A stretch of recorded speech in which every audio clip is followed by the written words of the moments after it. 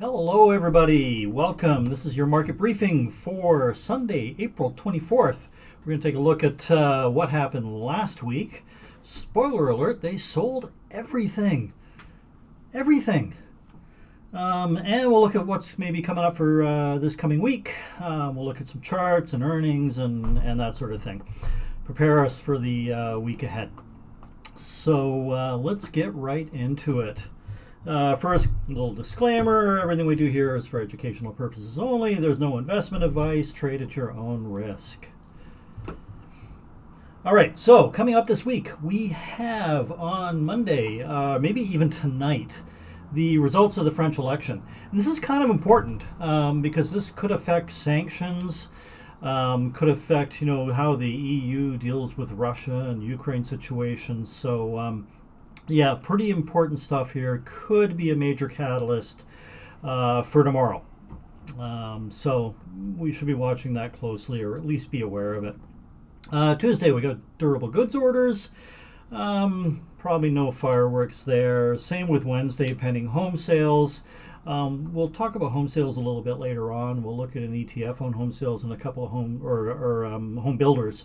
And we'll look at a couple of individual stocks there.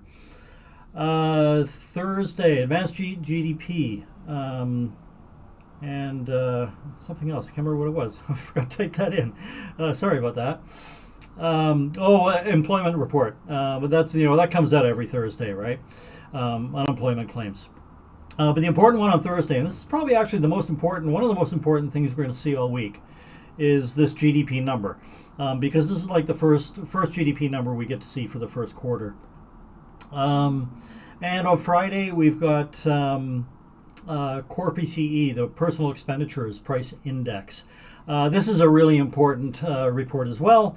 This is kind of like, this is sort of the brother of CPI.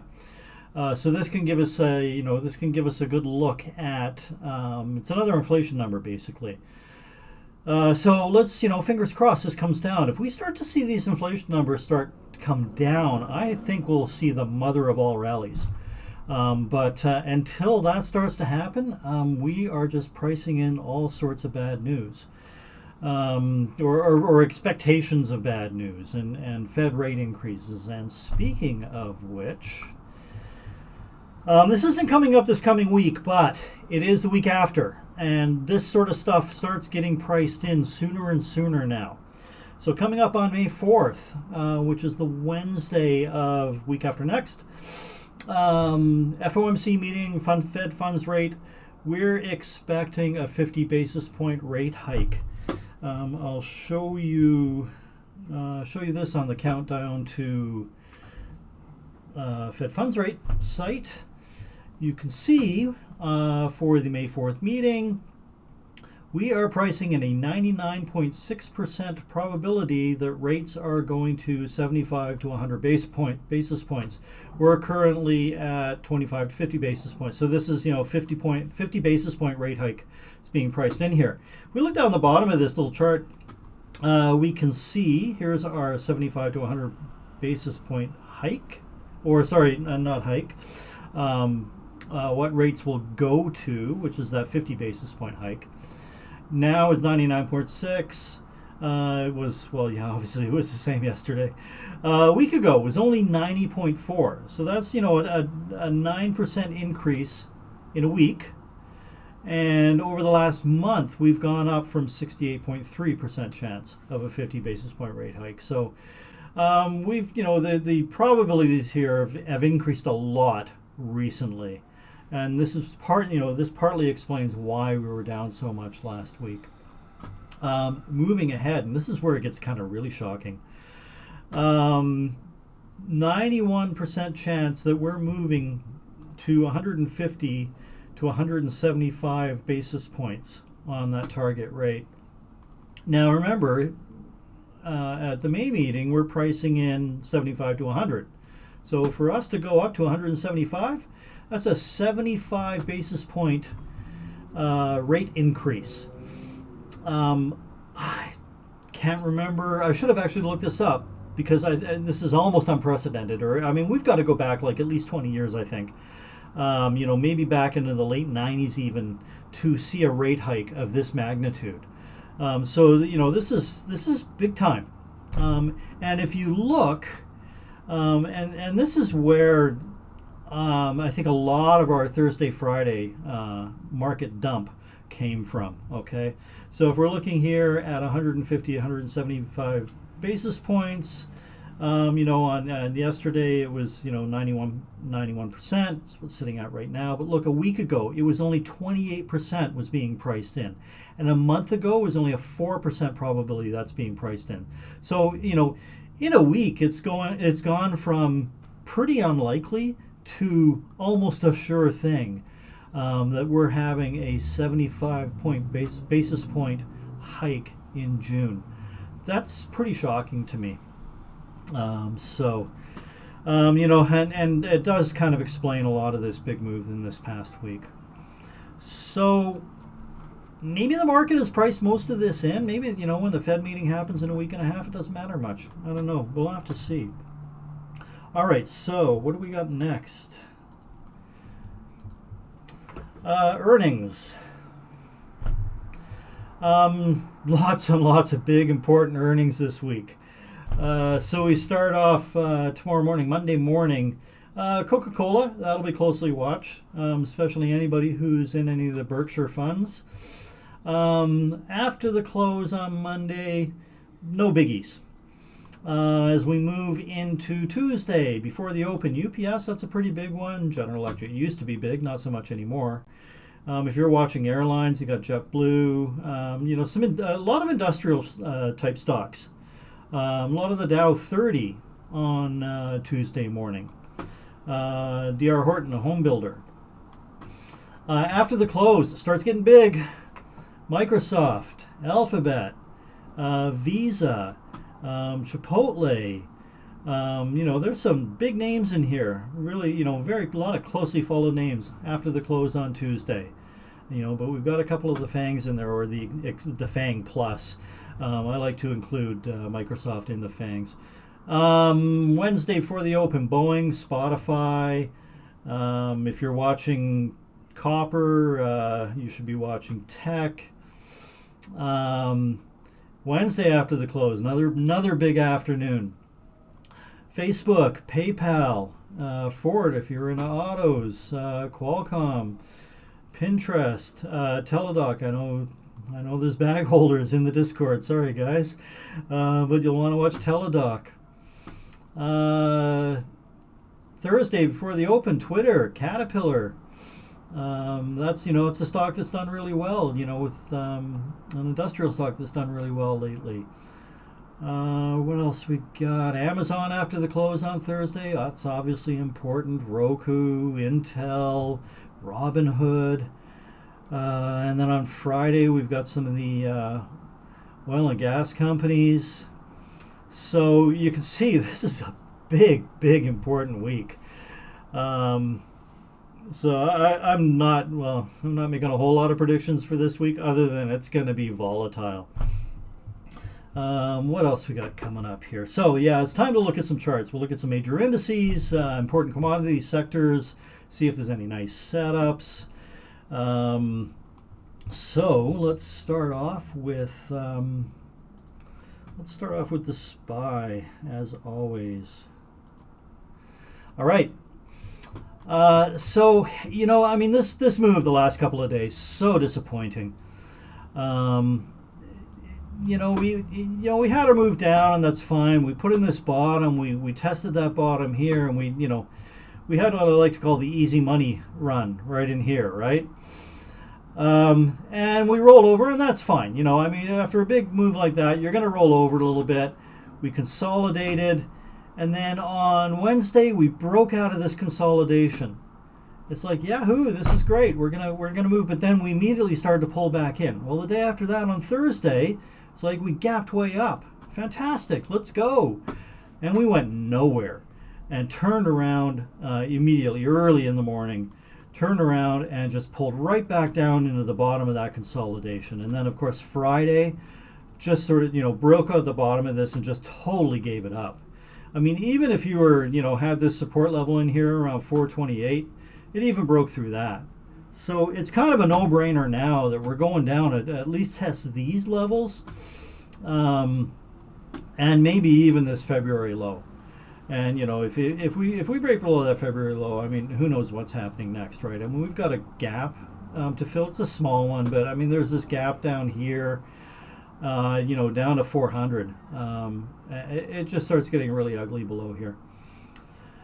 Now, I mean, before I go and get all bearish on you, I mean, I guess I just did get a little bearish on you. There is a school of thought here that says, you know, I mean, we've had two really terrible down days. Very consistent down move. Like if we look at a 5-minute chart on this move down was so smooth for both days. You almost never see this. Look at this. Just consistent, like barely, you know, hardly any little bumps in this downtrend here.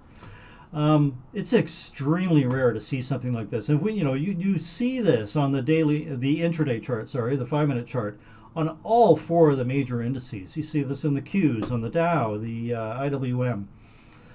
Very rare to see something like that. So there's a school of thought that says, okay, we've had 2 really big down days. We're totally oversold here. Although if you look at the RSI, it's just barely below 40 right now. And that school of thought will say, well, you know, this is the perfect setup for a V bottom. So that, you know, maybe we have a little move down here, but then it finishes the day up here. You know, so we get maybe what's like a little bit of a capitulation here, and then we finish higher. And then, the following day, maybe we come back into this range. And the day after that, you know. So basically, there's a school of thought that says we could have a nice V bottom here. It's possible. I'm kind of not on that side, but it is something I'm going to be watching. You know, I'm going to give this maybe a 20 to 30% probability of actually happening, something like that. This putting in a V bottom. I think it's a lot more likely that we have another down day. I think that, I mean, this is too tempting for them to let go. I don't think it's going to be as big as the previous days, but I think it's quite possible. Here, let me delete these ones out of here.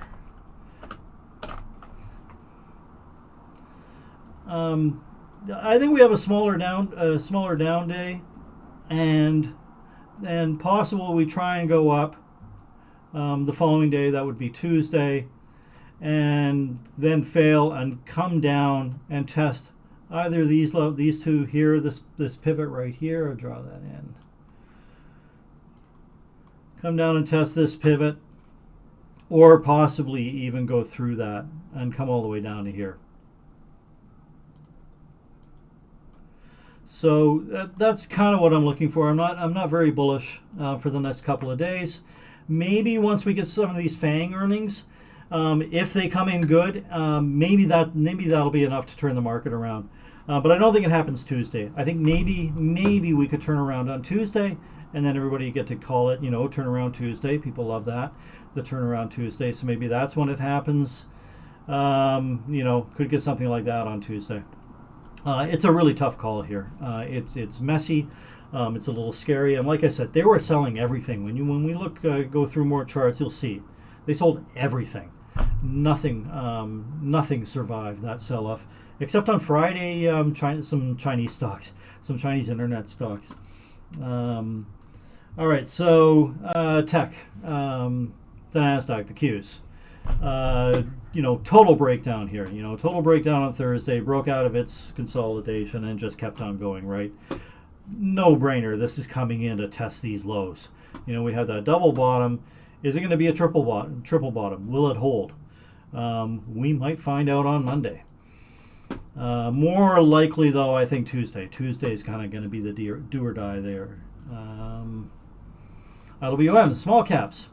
Same thing, broke out of the consolidation. At least it waited until Friday, just like the S&P, to break down. But it broke down quite hard out of there, and it doesn't have far to go, you know, to test this double bottom here. There is some support right here, though, you know, so wouldn't be completely surprised to see this turn around at the open, you know, or maybe it gaps up overnight, because there's there is some support in this area. It's pretty minor, but it's kind of there. What else we got? Micro caps. We talked about this nice channel last week, and it's fallen right out of it. It's going to come down and you know, test these lows here. The VIX, obviously this is shot way up, but look at this 2-day move in the VIX. You know, right off that sort of $20 area, it's bounced way up, almost up into 29. So we're you know, at 28. Percentage-wise, that's huge. I'm you know, when was the last time we saw a 2-day move off the low to where it is right now? 43% in 2 days. You know, can we find another 2-day move like that on this chart? I mean, maybe here, but even that one, it didn't even close inside of that, right? You know, some of these moves perhaps back over here, but yeah, I mean, you know, that's a huge move. However you look at this. You know, so this should run out of steam. Maybe it does here in this 29 to 30 area. If VIX does break through 30, then we're probably going up into the high 30s, maybe even going up and testing these highs up here in the VIX. And 10-year yield, it continues to climb. Maybe it's, you know, a little bit of a consolidation here over the last few days. It's interesting that as much as the market moved on Thursday and Friday, that our 10-year yield didn't move very much at all. So that is kind of interesting and something we want to watch for. In fact, I'm going to draw a little base around this and see, you know, how that looks. We'll take a look at this again on next week. If we look at some breadth, I'll just blast over to FinViz real quick. Disguise this guy in the Discord pointed out that FinViz added this new feature recently, and it's showing us some breadth metrics. Now, these breadth metrics, if you mouse over this, it says total advanced decline. So advance is divided by declining issues on the New York, the NASDAQ, and the AMEX. So this is basically all U.S. stocks. And so the advanced decline will be for Friday. It says here, you know, here almost 15% of stocks went up on Friday. That really surprises me. 81 went down, and so that means that 4% were unchanged. New highs and new lows. Only 3.6% of stocks made a new high on Friday. 96.4, or sorry. Not 3.6 of stocks made a new high. This is the relative to new highs, new lows. Okay, so 39 new highs, 1,040 new one-year lows. That's brutal. Some of our other breadth metrics: percentage stocks above or below the 50-day moving average. And we can see that almost 72% of stocks are below their 50-day moving average. 73.5% of stocks are below their 200-day moving average. This is really bearish stuff. I mean, we are in a bear market. You might not, you know, by the traditional metrics, looking at the SPY that's only down 10% or whatever it is off its highs, that doesn't really say bear market. But you know, this breadth says bear market. You know, when individual stocks that are down, I mean, a lot of stocks are down 50, 70, 80%. We're in a bear market here, people. All right, let's go back to some charts.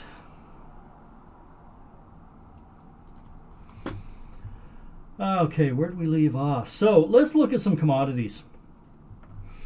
Gold. Gold rolled over in the last week.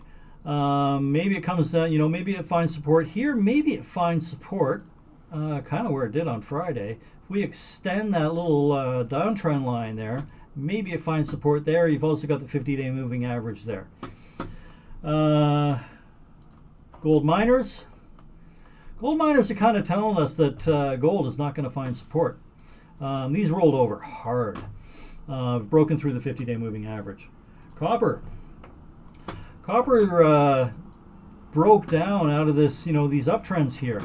After kind of failing a number of times at this major support level, and now it's broken down out of here. So this is not looking great. Although we do have the 100-day moving average below, and this area here, you can see it. I'd had a previous support resistance line in there.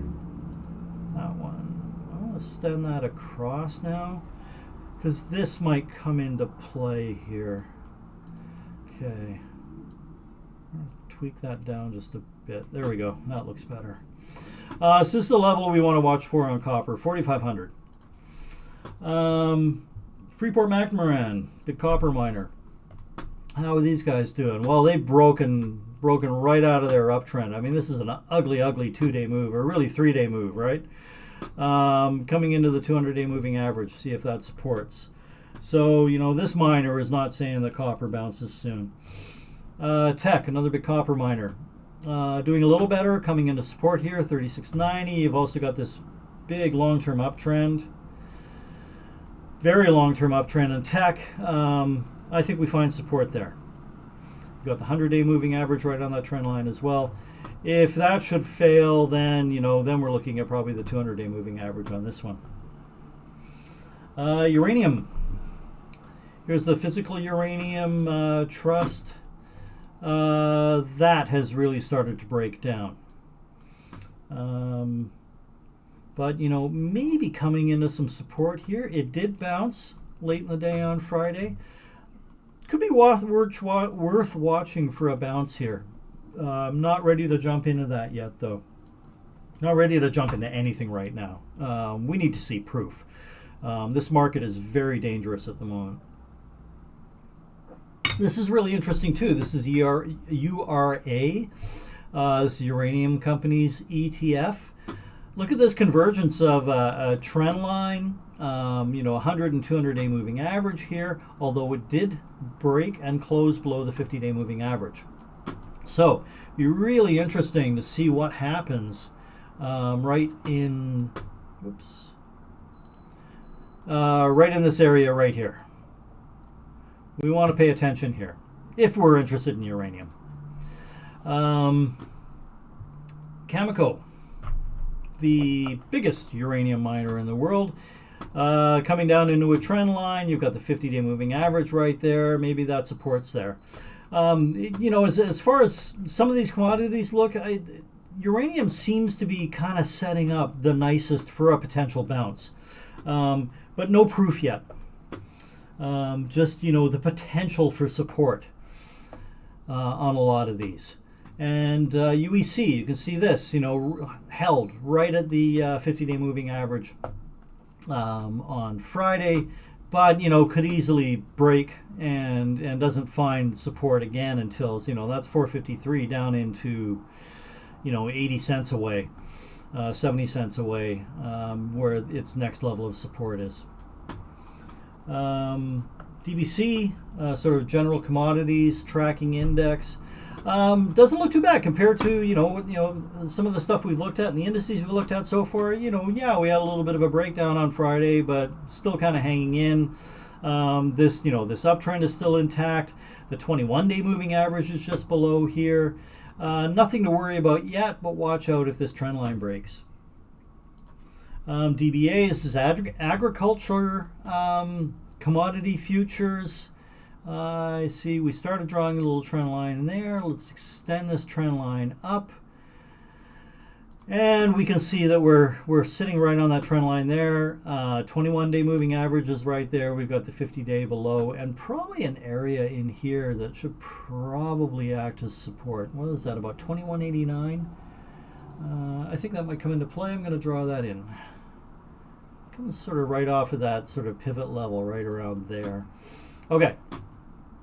So this is something we want to watch for in agricultural ETFs. Agricultural commodity futures.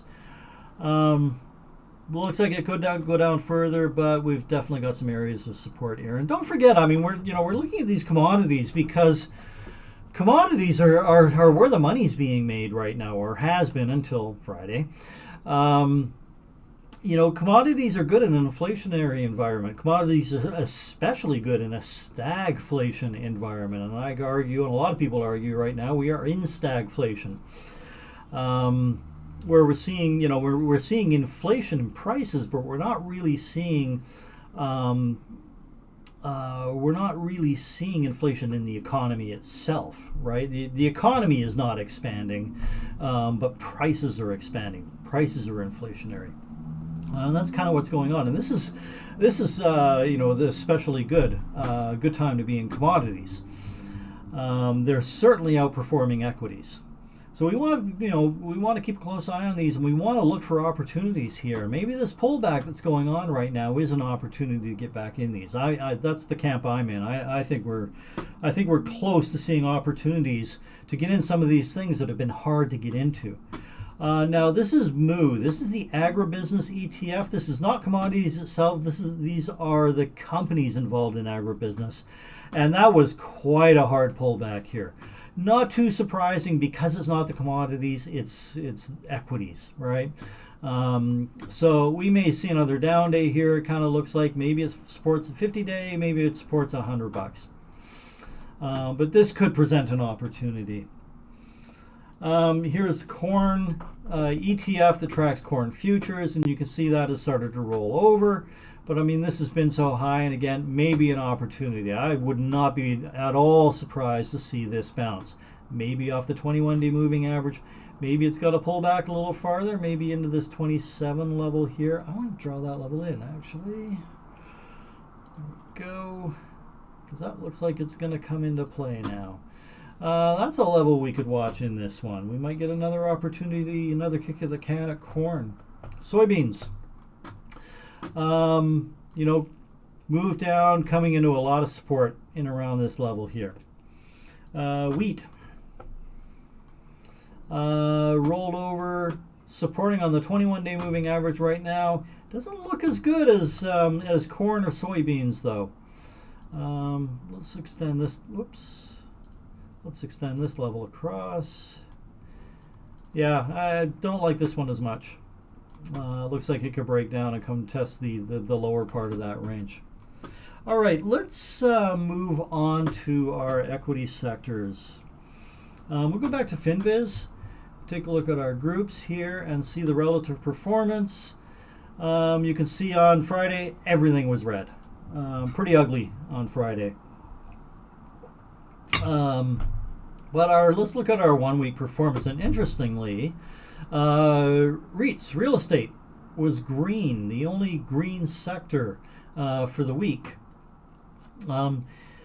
Consumer defensive, these are consumer staples, just barely red. Industrials relatively didn't do too bad. But if we go to the bottom of the list on the week, communication services, terrible, bad, terrible week. Even basic materials, which is, a little odd because there are some commodity type companies in your basic materials sector, and you see energy was down a lot as well. So let's dig in a little closer on these. Let's start with our energy complex. So this is XLRE, the energy companies ETF. And you can see that this was in a beautiful uptrend, and on Thursday broke out of that uptrend. On Friday and Thursday, that 21-day moving average supported, broke down through that on Friday. Looks like we're coming in to test the 50-day moving average, maybe even down here to this support level. I personally be keeping a close eye on this because I have a lot of commodity and energy holdings at the moment. I'm still in them. I probably should have bailed on Friday, but I hate bailing out of things when everybody else is panicking, right? Crude oil. Now, so it's interesting. I mean, XLE fell apart on Thursday and Friday, but crude oil did not really. So this gives me hope for for XLE and some of the individual companies. So is the question we have to ask ourselves: is XLE overreacting here, or is crude yet to react? Because you can see we've got, a little tiny, very, very short-term minor support level here. What happens if that breaks down? If we drop that level there, we're probably coming down to 95, maybe even 90. However, long term, I am still bullish on oil. And I want some exposure here, but I think we need to be careful over the next few days.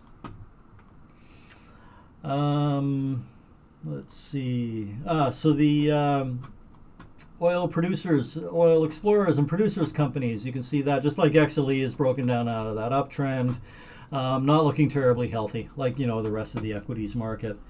Same with the oil services, not quite as bad as those producers, but it has broken down out of that uptrend. Let's extend this little consolidation that it had broken out of. Let's extend that across, because the bottom of this might come in play again. That's the first place we'd look for a support and a bounce, and we've got the 50-day just below that. So, on a bounce here, if this can turn, maybe look for an opportunity to get into this. Because, like I said, I think oil's long-term, I think oil is going back up. Some of the companies, ExxonMobil, compared to the indices and whatnot, doesn't look too bad. We've got kind of had a bit of an uptrend drawn in there that has broken, but hasn't broken too badly, and stalled right. The decline stalled right at the 21-day moving average. Occidental Petroleum, pretty much the same thing going on here, although this has broken below its 21-day moving average. But this doesn't look bad at all in here. I want to grab that. There we go. It is kind of breaking down out of this uptrend a little bit, but it's not too concerning. Schlumberger, an oil services company. We were looking at this. We were looking at this pennant. I think for the last couple of weeks. Broke out the upside of that, started to roll over, had a nasty day on Thursday, but then had earnings on, I think it was Friday morning or Thursday night. It was Friday morning, and managed to. This is one of the few stocks that was green on Friday. Managed to go back up and close sort of right at the apex of this triangle. So this will be interesting to see where this goes next. It's hard to play it, with these two big range days. You don't really want to be buying this now in the middle of that range. You kind of want to wait for a breakout either side of this. So this is kind of hands off to me, but it will be interesting to watch and see where that goes. Coal, they even sold coal. If they're selling coal, they're really selling everything, aren't they? So that has definitely rolled over, but we've come down to the bottom of this consolidation. What happens next? Does it come down and test this uptrend line? Tough call here. I would definitely get a little more. Well, I'm fairly bearish in the very short term on this, but we could see a bounce here. That this may support here. If we do get a bounce, is there a place we could buy in? And maybe if we extend this line across, we get a bounce and then we close above this little downtrend line, that may be a place to get back in to coal. If we break down through this former support line here, we're definitely coming down to test this trend line level here. That was what was that? Arch Resources. CEIX is the other coal company we've been watching. This looks like it's coming into a fair bit of support here, right? We've got a trend line, we've got an uptrend line, we've got the 21-day moving average where it found support on Friday. We've got this consolidation zone right here. We should definitely be watching for a bounce in this one. Of the two of them, Archer and this one, I'd say that this one is probably going to be the better play. Let's go on to metals and mining.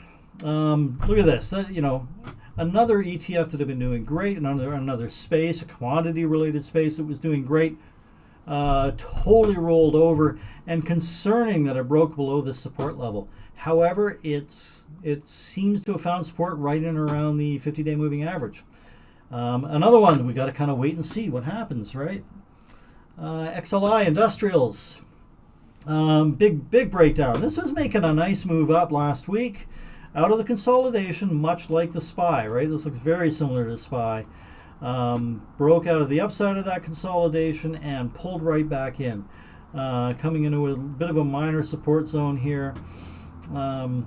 Yeah, tough call. I mean, this, you kind of got to be bearish on this right now, but watch out for support just below where it is.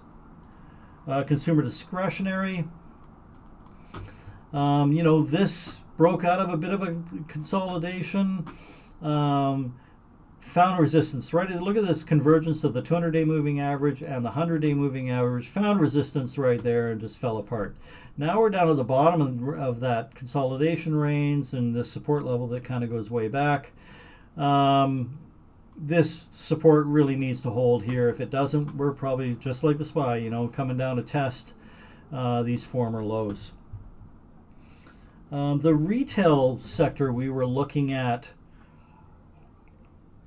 last week and wondering how this little triangle, or not little, it's a fairly large triangle, was going to resolve. And you can see that we had broke out to the upside of this, but only very briefly, pulled right back in and then broke out the downside. What they say, right? From failed moves come fast moves. When it breaks out to the upside like this and fails, that failure is probably going to be a fast move. Do we find support, at this little double bottom here, or does it have to come down and test those February lows? Hard to say at this point in time. Doesn't look good though, does it? Costco. Costco's been a darling, right? This really looks like it started to roll over. We could call this a double top.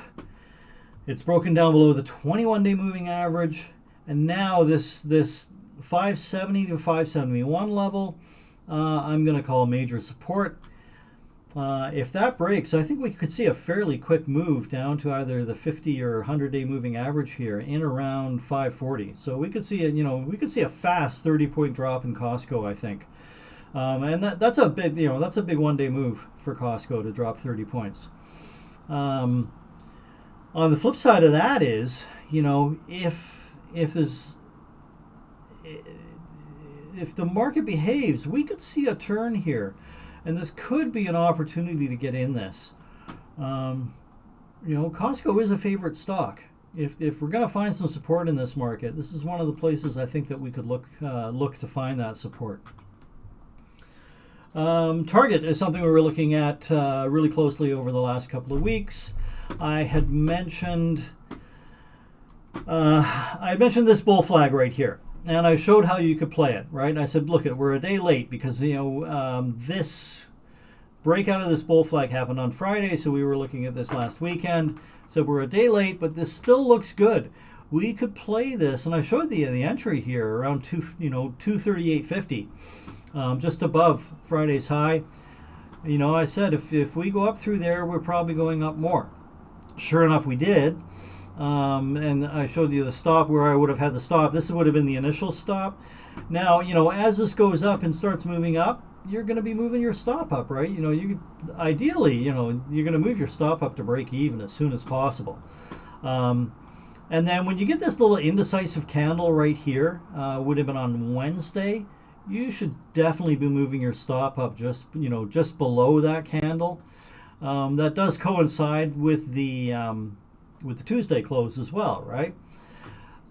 So you would have been stopped out by Friday for sure, with a profit, not a great profit, but you still would could have easily made money on this, playing the late entry on this bull flag. So what happens next? Let's get these entry and exit lines off of here.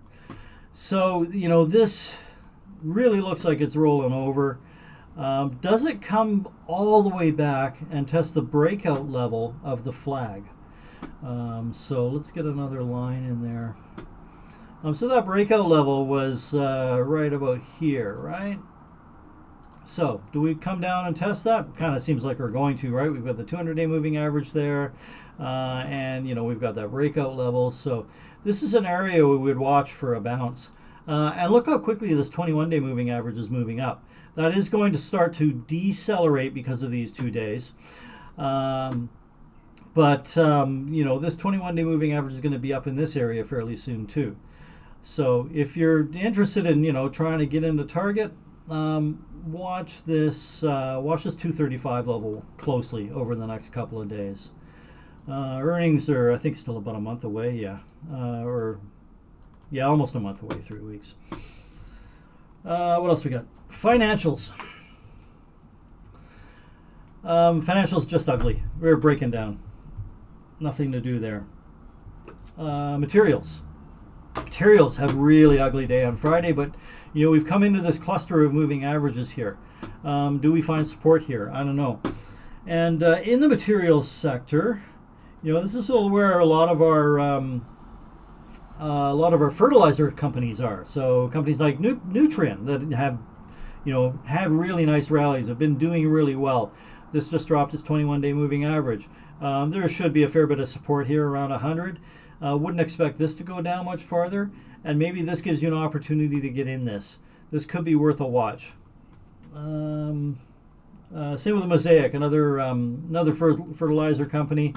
I would say has underperformed Nutrien, and looks like it could move down even farther before it gets into an area where it could bounce. So yeah, I think if there's a play in the fertilizer space, it's probably Nutrien. TECK. It's going to be nasty, right? Okay, so TECK closed the gap. We had that gap, above this consolidation. Closed that gap, rolled over hard, and is coming in to test these lows. This does not look good. I am not at all bullish on TECK. We'll look at some of the FAANGS in a sec. We've got semiconductors here. Semiconductors have just broken below all of these recent lows. We had that pivot here. It's just broken below it. This is pretty ugly. Where do we go back to find support now? This support area in here around 222. So certainly looks like there's more downside on semiconductors. I don't think we need to look at any individual companies. They all kind of look like this. Communication sector. A lot of your big FAANG stocks in here have rolled right over. This is ugly. Is there support anywhere coming up here? And maybe there is. The $60 level perhaps. Probably actually a little lower than that. 50, 59, 58, 59. That's the next place we're going to look for support on the communications sector ETF. Going to be right in about there. And then below that, maybe there, maybe 50. No, let's go down lower. Yeah, let's go there. So in around 52. This is not pretty. This breakdown out of here is not good.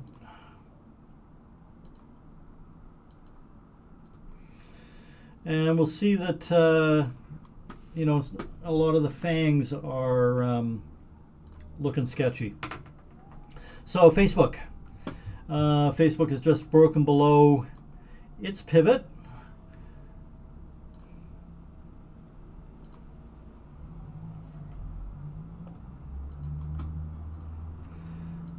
So what happens next for Facebook? I mean, more downside, maybe support at 180. I kind of don't think so. I'm just not seeing a lot of support down here. Maybe 160.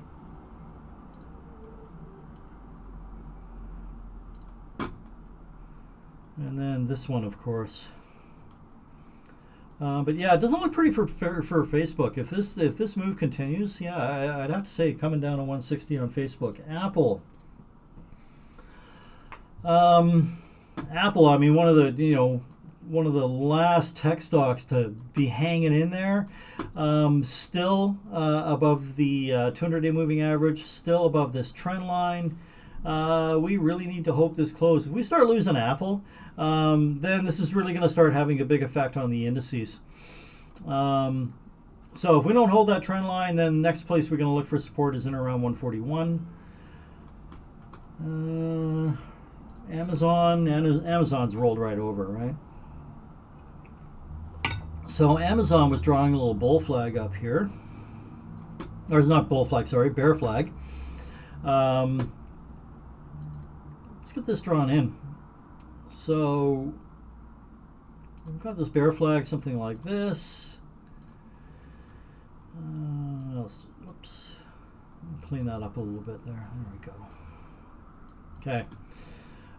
So if we're going to get a measurement on this bear flag, you know, where does the breakdown from that bear flag bring us to?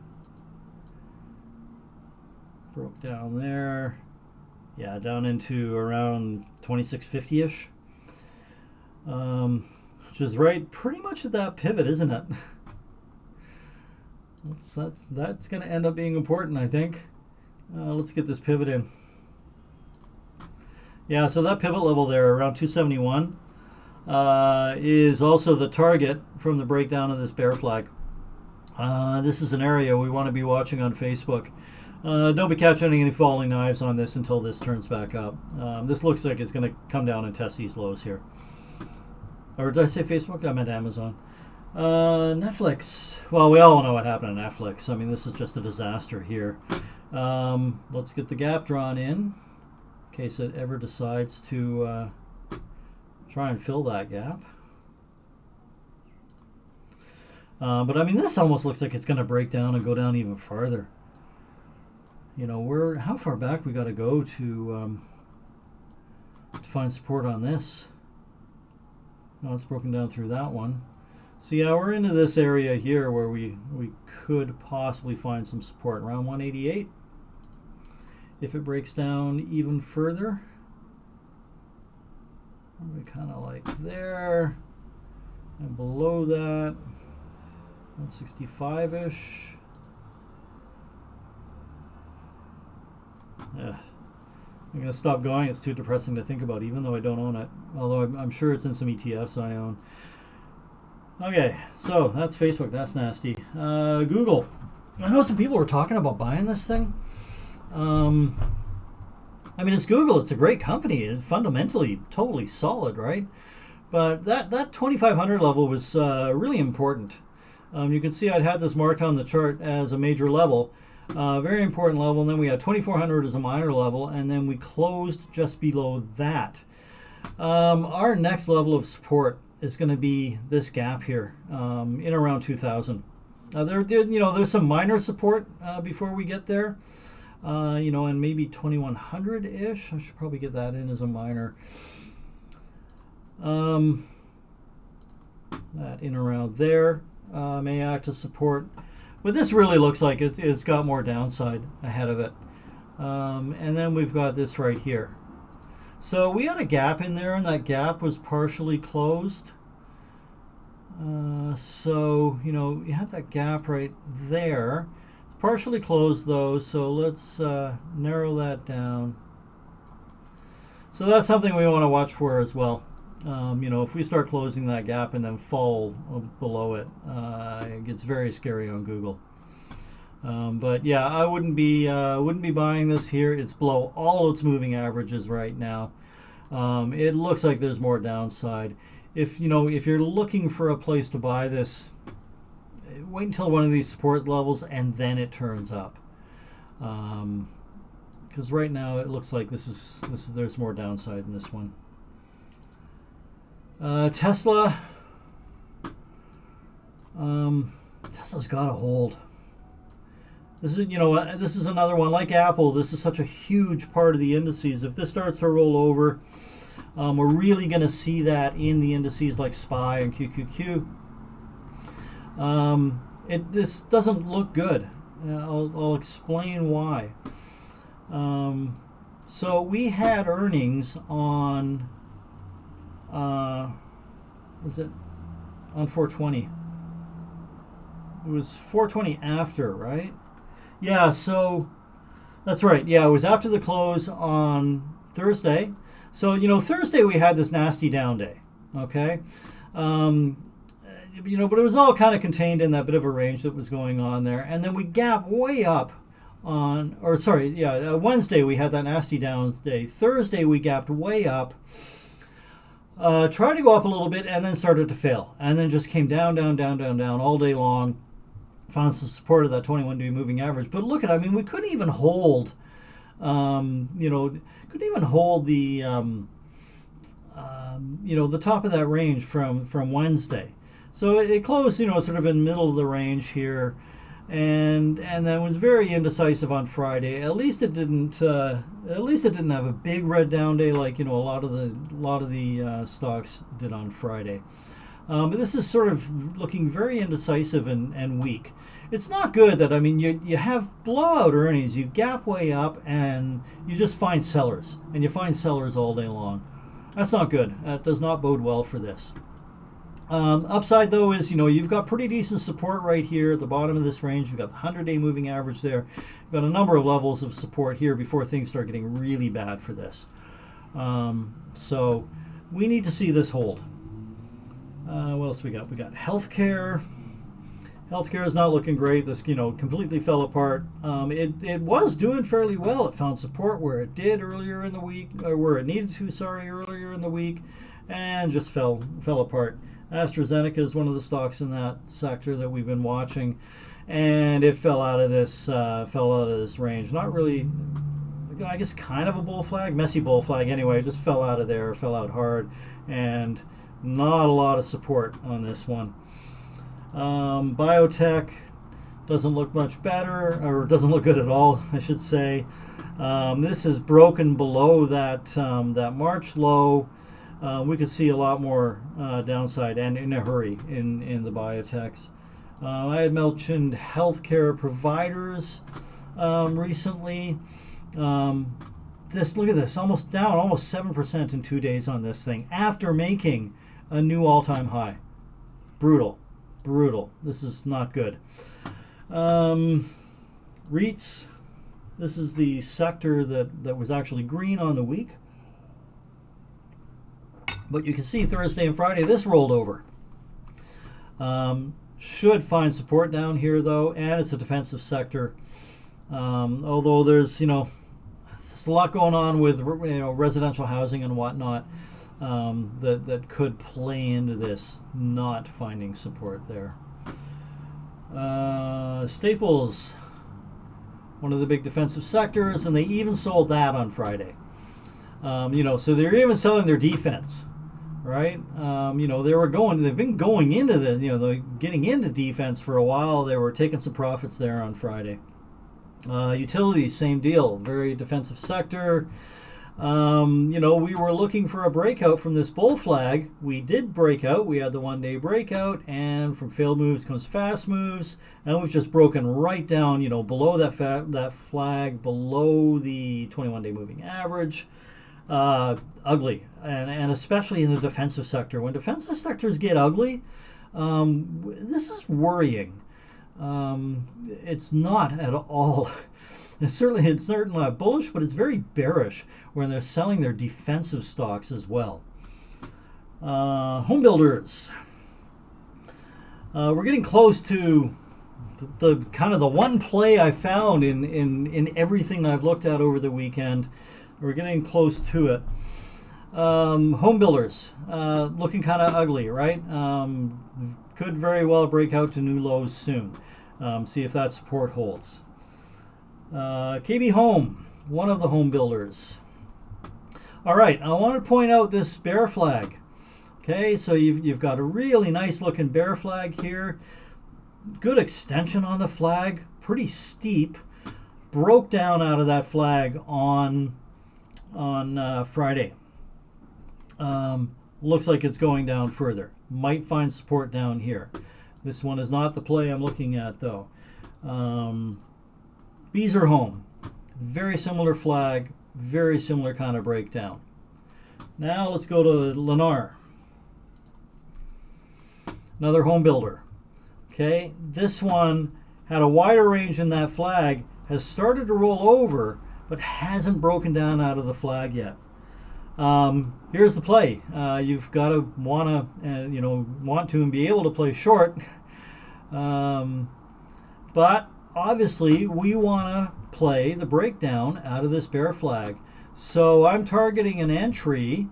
And remember, this is not investment advice. You trade at your own risk.